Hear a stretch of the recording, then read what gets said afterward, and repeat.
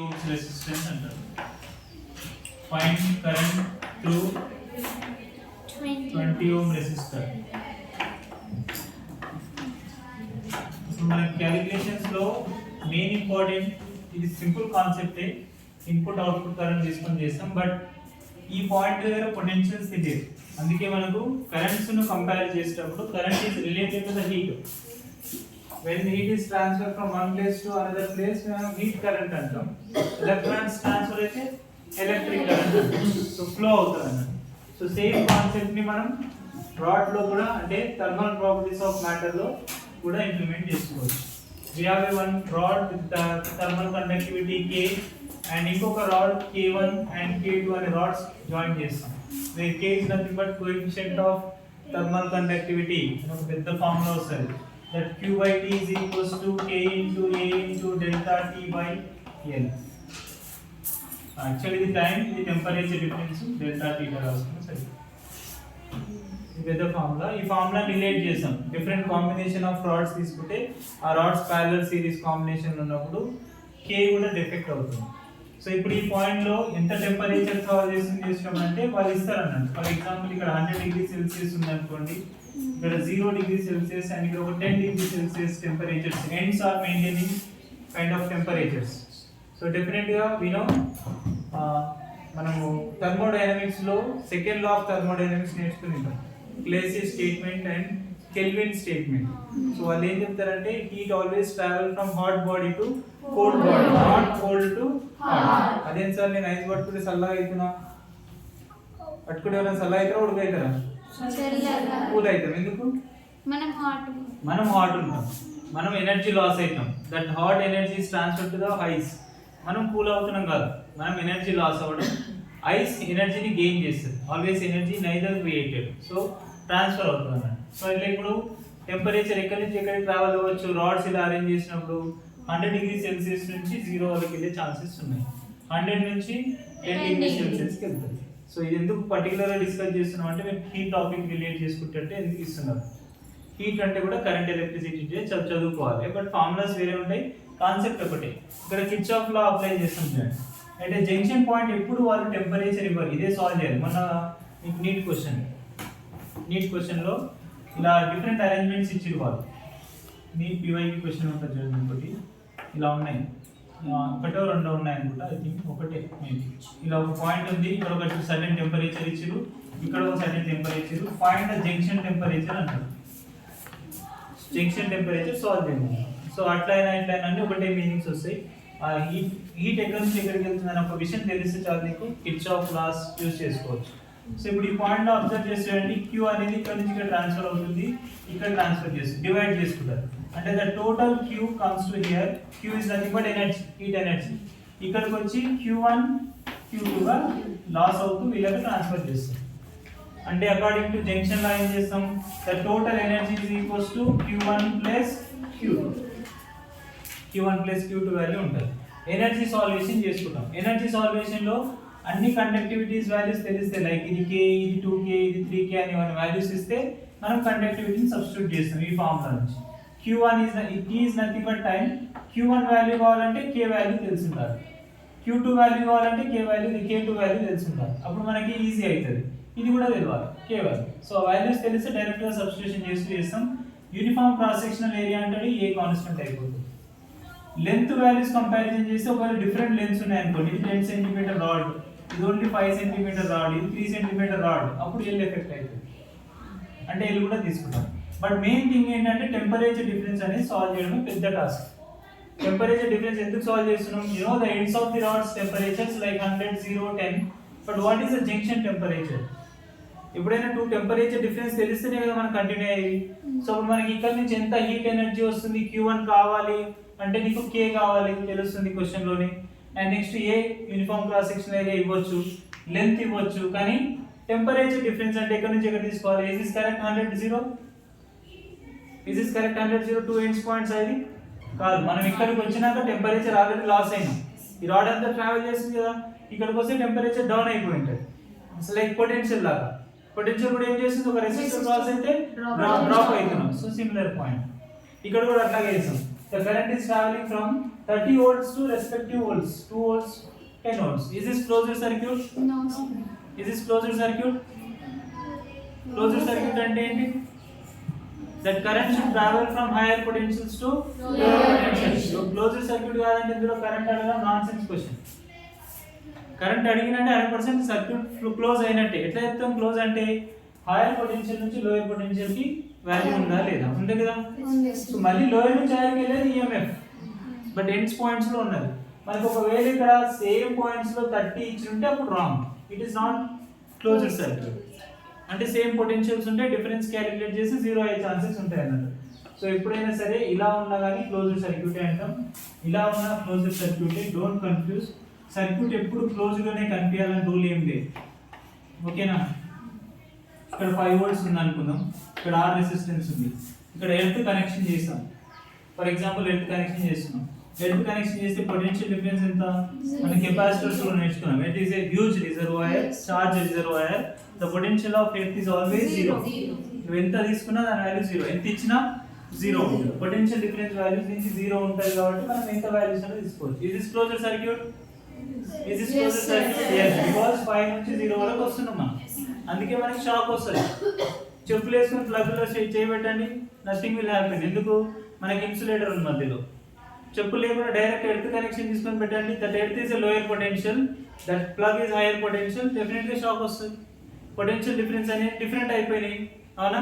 ఎప్పుడు potential difference అయినా కానీ మనకి ఇక్కడ కరెంట్ అనేది వేరియేషన్ లో ట్రావెల్ చేస్తుంది.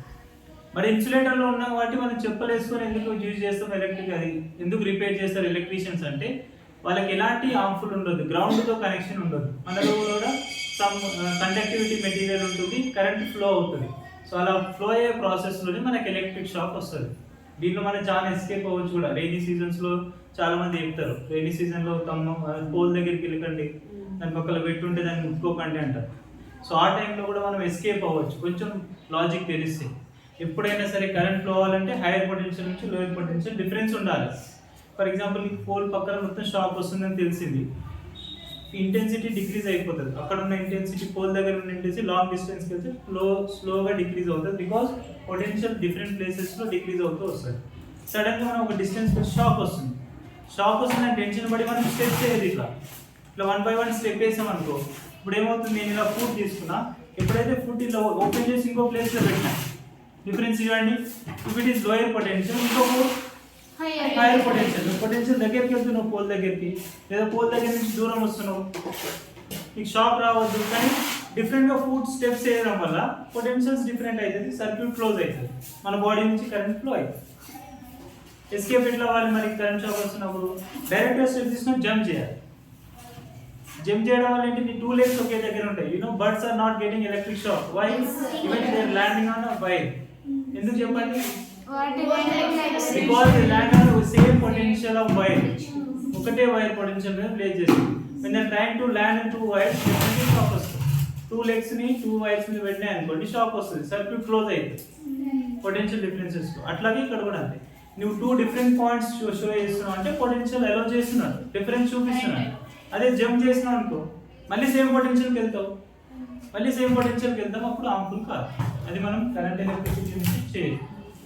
షాక్ వచ్చే టైంలో ఎక్కడైనా ఎస్కేప్ అవ్వాలనిపిస్తే డైరెక్ట్గా స్టెప్స్ జంప్ చేస్తూ స్లోలీ లాంగ్ డిస్టెన్స్కి వెళ్ళడం వల్ల పొటెన్షియల్ డిక్రీజ్ అయిపోతుంది, షాక్ రాదు. ఓకేనా? సో 100% ఎప్పుడు సర్క్యూట్ క్లోజ్లో ఉంటేనే క్లోజ్డ్ సర్క్యూట్ కాదు.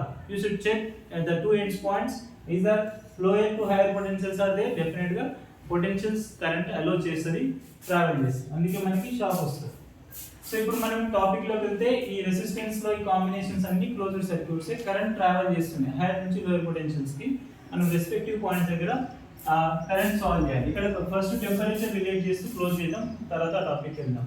సో ఇప్పుడు మనం ఇక్కడ టెంపరేచర్ వాల్యూస్ లో what is the total temperature difference between them, లేదా how much energy stored, how much energy gain by this rod, how much energy gain this by rod అంటే మనకి ఈ formula use చేసి solve చేయాలి. దానికంటే ముందు first of all మీకు temperature difference ఏంటో తెలియాలి.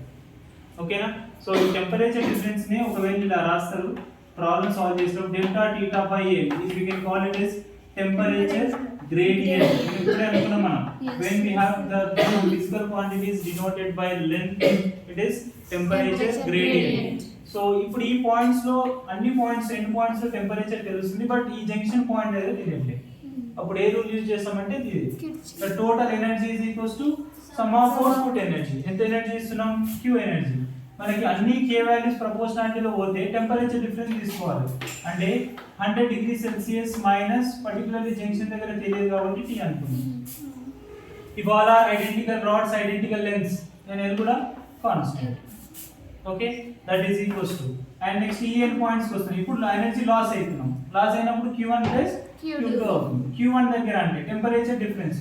వీళ్ళందరినీ కాన్స్టెంట్ చేశాను చూడండి, డౌట్ రావచ్చు మీకు ఇదంతా ఇక్కడ పోయినాయి. Kని Aని అండ్ నెక్స్ట్ L మొత్తాన్ని కాన్స్టెంట్ చేస్తున్నాం. Only changing factor temperature difference కోసం. అక్కడ కూడా అట్లాగే చేయాలని కొంచెం దీన్ని చూస్తే అర్థమవుతుంది. నెక్స్ట్ అండి, according to kelvin law always heat travels from hire temperature to lower temperature. అవునా? టెంపరేచర్ వాల్యూస్ ట్రావెల్ చేస్తుంది. కంపేర్ టు 100 డెఫినెట్ గా కొంత వాల్యూ ఉంటుంది. అవునా? మరీ జీరో అయిపోము అక్కడికి వచ్చేసరికి కొంత ఉంటుంది. అది ఉంది కాబట్టి ఇక్కడికి ట్రాన్స్ఫర్ అయింది. సో 10 కంటే ఎక్కువ ఉండాలి, 0 కంటే ఎక్కువ ఉండాలి, 100% ఎక్కువ ఉంటుంది. సో ఈ టెంపరేచర్ ఇప్పుడు హైయర్ పొటెన్షియల్ టెంపరేచర్ అవుతుంది కంపేర్ టు 0 and 10. అందుకే హీట్ ఫ్లో అనేది టువర్డ్స్ 0 టువర్డ్స్ 10 అనుకున్నాం. కాబట్టి ఇప్పుడు హైయర్ టెంపరేచర్ అయినప్పుడు T మైనస్ 0 ఈ రాడ్ కు రాస్తే L ప్లస్ ఈ రాడ్ కు రాస్తే T మైనస్ 10 బై డిఫరెన్స్. అర్థమైందా ఏం చేస్తున్నాం? ఏంటి చెప్పండి డిఫరెన్స్? ఇక్కడ నేమో 100 మైనస్ T చేస్తున్నాం, ఇక్కడ T మైనస్ ఎందుకు చేస్తున్నాం? మరి 100 నుంచి హైయర్. సో ఎప్పుడు డిఫరెన్స్ అంటే జనరల్ గా పొటెన్షియల్ గానీ కరెంట్ గానీ టెంపరేచర్ గానీ డిఫరెన్స్ ఎప్పుడైనా తీసుకుంటున్నాం అంటే ఆ డిఫరెన్స్ ఎప్పుడు ఫిజిక్స్ లో hire point to lower point తీసుకోవాలి. అది ఎప్పుడైనా సరే మన పాజిటివ్ వాల్యూ వచ్చేటట్టు రాసుకోవాలి. ఎక్కడైనా 100 నుంచి T వరకు వచ్చినాం. ఇప్పుడు T behaves as hire temperature కాబట్టి T minus 0 by L, T minus 10 by L. All sides లో L క్యాన్సిల్, నువ్వు T సాల్వ్ చేసుకోవచ్చు. ఓకే, ఇక్కడ కూడా అలాగే ఇచ్చింది. మొన్న మీకు ఇచ్చిన క్వశ్చన్ లో కూడా నీట్ లో అలాంటి క్వశ్చన్ వచ్చింది. ఇక్కడ జంక్షన్ పాయింట్ టెంపరేచర్ సాల్వ్ చేయండి. టెంపరేచర్ సాల్వ్ చేయనప్పుడు నీకు ఈ 2 ఎండ్స్ పాయింట్స్ లో టెంపరేచర్ సేమ్ లెంత్ లో ఉన్నాయి అనుకోండి, L కాన్స్టెంట్, లేదా ఇది L1 L2 అనుకోండి, L ఎఫెక్ట్ అవుతుంది. Loss of energy is equals to gain of energy. Q1 is equals to Q2. ఇక్కడ ఎందుకు 2 తీసుకున్నాం? బికాజ్ మనకి 3 రాడ్స్ ఉన్నాయి కాబట్టి Q is equals to Q1 plus Q2 అని అవుతుంది. ఇక్కడ 2 రాడ్స్ ఉన్నాయి. ఓకేనా? అర్థమవుతుందా? సరే. సో అదే టాపిక్ ఇక్కడ ఇంప్లిమెంట్ చేయండి. ఇప్పుడు చెప్పండి, మన ఇక్కడ మెయిన్ ప్రాబ్లం ఏంటి? we have a 30 volts coil. ఈ 2 volts 10 volts ఉంది, బట్ జంక్షన్ దగ్గర పొటెన్షియల్ అనేది తెలియదు.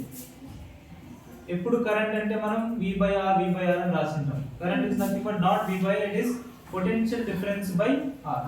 పొటెన్షియల్ డిఫరెన్స్ అంటే ఏంటి? 2 పాయింట్స్ మధ్యలో ఉన్న డిఫరెన్స్ వాల్యూ. ఇంతకుముందు ఏమో డైరెక్ట్ గా ఒక సర్క్యూట్ కనిపించిన వెంటనే దాంట్లో రెసిస్టెన్స్ ఉంది, ఈ బ్యాటరీ లా ఉంటుంది. For example 10 volts happy 10/R equivalent చేస్తాం. ఎందుకు చేసాం అంటే హైయర్ పొటెన్షియల్ లోయర్ పొటెన్షియల్స్ లో ఇఫ్ 10 volts బ్యాటరీలో హైయర్ పొటెన్షియల్ 10 అయితే లోయర్ పొటెన్షియల్ 0 తీసుకుని ఉంటాం. అందుకే 10 మైనస్ 0 10 నే కనిపించింది, డిఫరెన్స్ కనిపించలేదు. కానీ ఇప్పుడు ఇక్కడ కనిపిస్తాయి. చెప్పండి, ఇప్పుడు according to Kirchhoff current rule, that is total current comes to hear and divides like I1 and I2. Therefore total current I is equals to I1 plus I2.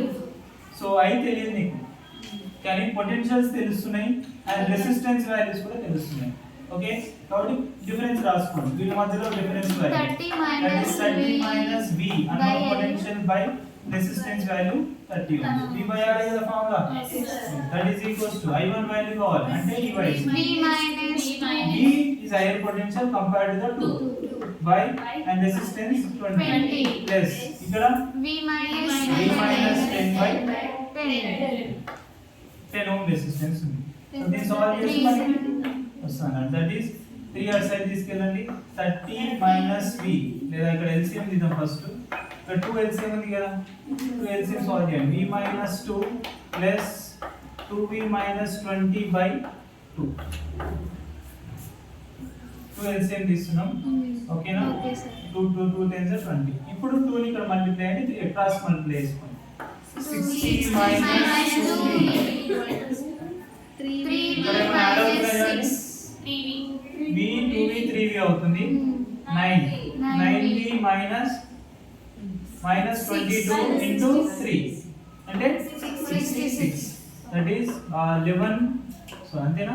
Minus అంటే ప్లస్ అవుతుంది. 11V is equals to 66 plus sorry 60 plus 66 ఎంత 126 by 11 ఎంత వస్తుంది approximate గా 30 రావద్దు. 30 వచ్చిందంటే మనం తీసుకున్న క్వశ్చన్ రాంగ్ అని అంటాం. అంటే నేను ర్యాండమ్ గా ఇచ్చిన వాల్యూస్ కాబట్టి 30 వచ్చిందనుకో ఇది కూడా 30 అయితే లేదా మోర్ దెన్ 30 అయితే ఇది హైయర్ పొటెన్షియల్ అవుతుంది. ఓకేనా, డిఫరెన్స్ అర్థమవుతుందా? ఒకవేళ నీకు బి మోర్ దెన్ 30 వస్తే, మోర్ దెన్ 30 వచ్చింది అనుకున్నాం ఫర్ ఎగ్జాంపుల్, మోర్ దెన్ 30 వచ్చిందంటే ఇది లోయర్ పొటెన్షియల్ అవ్వాలి, వీళ్ళు లోయర్ పొటెన్షియల్ అవుతారు, జంక్షన్ పాయింట్ లోనే హైయర్ పొటెన్షియల్ ఉన్నాయి. అప్పుడు నీ కరెంట్ రూల్ చేంజ్ అవుతుంది. ఇప్పుడు అది హైయర్ పొటెన్షియల్ అయితే కరెంట్ ఇక్కడ పోతుంది, ఇక్కడ పోతుంది. అన్ని అవుట్ డైరెక్షన్ లో వస్తే సమ్ ఆఫ్ కరెంట్ ఈక్వల్ అవుతుంది. ఎంత వస్తుంది? 11.4 వోల్ట్. అంటే అప్రాక్సిమేట్ గా మనకు ఇది లోయర్ పొటెన్షియల్, ఇది కూడా compare to the 11.4. Okay, so ఈ గాట్ బి వచ్చింది. క్వశ్చన్ ఏమన్నాడు ఆయన? Point current through the 20 ohm resistor. దీనికి ఏం కావాల్సింది క్వశ్చన్ లో? పొటెన్షియల్ తెలుసు, రెసిస్టెన్స్ తెలుసు, ఫార్ములా తెలుసా? ఏం చెప్పండి? I is equals to V by R. I is equals to V by R. Is this V only constant value? No, sir. Because we are between the potential differences. So we got a common 11.4 minus 2. V minus 2 అని అర్థం. Oh, V minus 2. V వచ్చింది అది ఇప్పుడే solve చేసాం. The total current is equals to 11.4 minus 2 by 20 ohm of resistance. Therefore I is equals to 94 by 2. 9.4 by 20. 94 by 2 రాసుకోవచ్చు. అంటే values solve చేస్తే 4 7 47 amp of current travel చేస్తుంది.